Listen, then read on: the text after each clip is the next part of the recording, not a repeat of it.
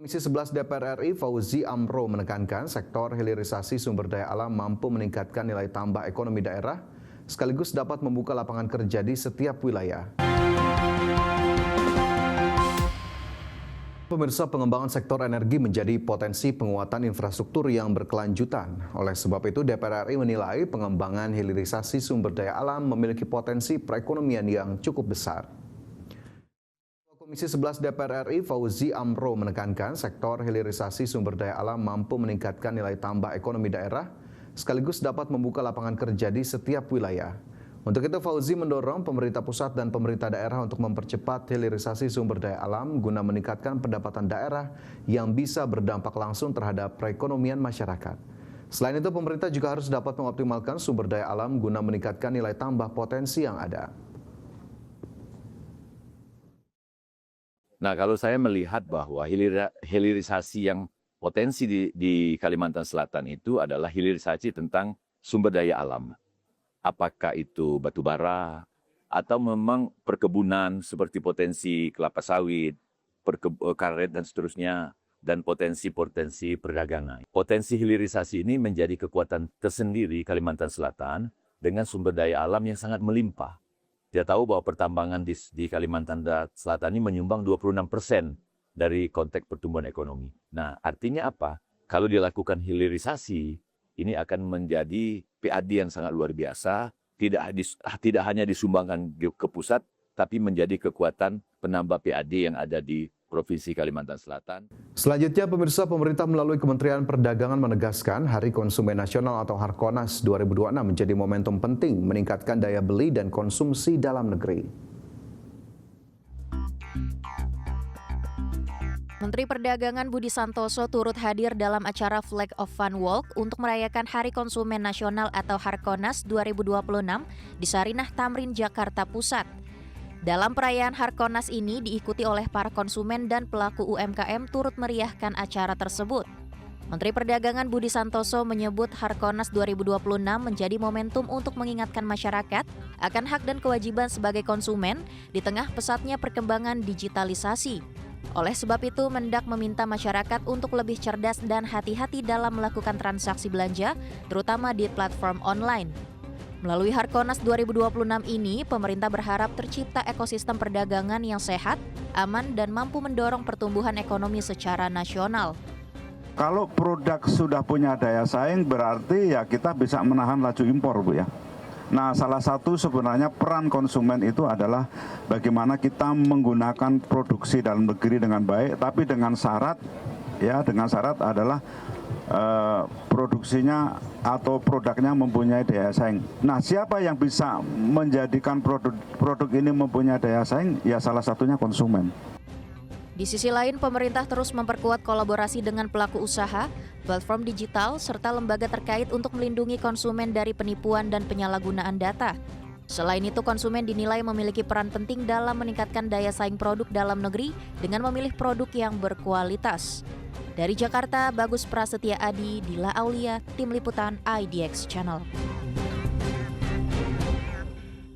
Ya, sementara itu pemirsa, pengamat ekonomi dari Selios menyoroti utang Indonesia yang tembus 9.920 triliun rupiah.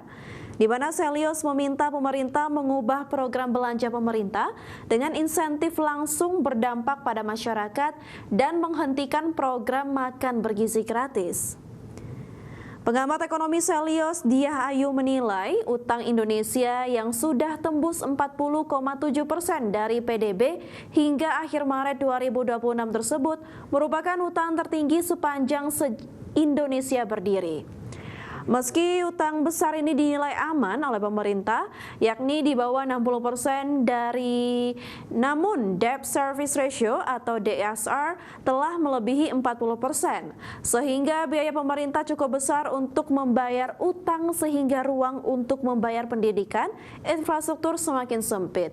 Untuk itu, Selios memberikan beberapa rekomendasi, yakni mulai merelokasi belanja dengan menghentikan makan bergizi gratis, menghentikan program Koperasi Desa Kelurahan Merah Putih dan mengganti program prioritas untuk sektor manufaktur yang menyumbang 30% terhadap penerimaan pajak. Pertama, menghentikan makan bergizi gratis. Yang kedua, realokasi anggaran untuk koperasi desa Merah Putih itu sendiri dan diarahkan untuk belanja yang benar-benar produktif dan berdampak langsung bagi masyarakat. Kita bisa tengok seperti halnya sektor manufaktur yang berkontribusi sebesar 30% terhadap penerimaan pajak. Sayangnya, sektor ini belum mendapat stimulus yang memadai di tengah kenaikan biaya bahan baku akibat ketegangan geopolitik.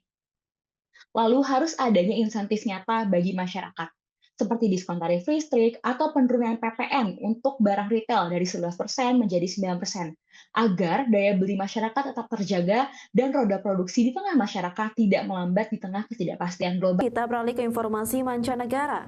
Kelompok Hizbullah menyerang basis pasukan Israel di kawasan selatan Lebanon dalam waktu 24 jam terakhir. Ya, Hizbullah mengklaim serangan tersebut merupakan balasan atas serangan Israel yang sebelumnya menyasar warga sipil. Kelompok perlawanan asal Lebanon Hizbullah pada hari ini menyatakan telah melancarkan 24 serangan yang menargetkan posisi, pasukan, dan kendaraan militer milik tentara Israel di Lebanon Selatan dalam 24 jam terakhir. Hizbullah mengklaim serangan-serangan tersebut menargetkan kumpulan pasukan Israel, tank Merkava, bulldozer D9, perlengkapan militer, serta pusat komando yang dibangun Israel di beberapa wilayah perbatasan, termasuk Hiyam, Dir Serian, Tair Harfa, Bayada, Rashaf, dan Naqoura.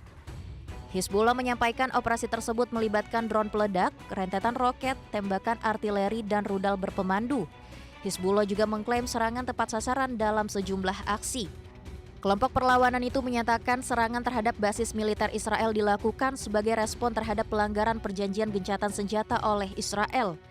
Serangan itu juga diklaim sebagai balasan terhadap serangan Israel yang menyasar warga sipil serta desa-desa di Lebanon Selatan. Di sisi lain, militer Israel mengatakan pasukan angkatan udara telah mencegat target udara yang mencurigakan yang diluncurkan dari Lebanon setelah sirine diaktifkan di wilayah utara. Israel menyebut insiden itu sebagai pelanggaran terbaru terhadap kesepahaman gencatan senjata oleh Hizbullah. Berbagai sumber IDX Channel. Iran menolak proposal perdamaian yang diajukan oleh Amerika Serikat dan menilai tuntutan Amerika Serikat cenderung berlebihan. Presiden Iran Masoud Pezeshkian menyebut akan mempertahankan hak-hak Iran dalam pengakhiran perang. Iran menolak usulan perdamaian yang diajukan Amerika Serikat untuk pengakhiran perang. Pemerintah Iran menilai tuntutan Amerika Serikat cenderung berlebihan dalam perundingan damai ini. Presiden Iran Masoud Pezeshkian pada hari Minggu menegaskan bahwa pembicaraan dengan Amerika Serikat bertujuan mempertahankan hak-hak Iran dan bukan bentuk penyerahan diri terhadap rencana Amerika Serikat. Pezeshkian juga menegaskan Iran tidak akan tunduk kepada pihak yang dianggap sebagai musuh. Hal itu diungkapkan Pezeshkian dalam pertemuan gugus tugas rekonstruksi kerusakan akibat perang Amerika Serikat dan Iran. Ketegangan di kawasan Timur Tengah meningkat sejak Amerika Serikat dan Israel melancarkan serangan terhadap Iran pada 28 Februari lalu. Konflik tersebut memicu serangan balasan Teheran terhadap Israel dan sekutu Amerika Serikat di kawasan Teluk, termasuk penutupan Selat Hormuz. Gencatan senjata mulai berlaku pada 8 April melalui mediasi Pakistan. Namun perundingan di Islamabad gagal menghasilkan kesepakatan permanen. Presiden Amerika Serikat Donald Trump kemudian memperpanjang masa gencatan senjata tanpa batas waktu tertentu, guna membuka jalan bagi diplomasi menuju penyelesaian permanen konflik. Berbagai sumber IDX Channel.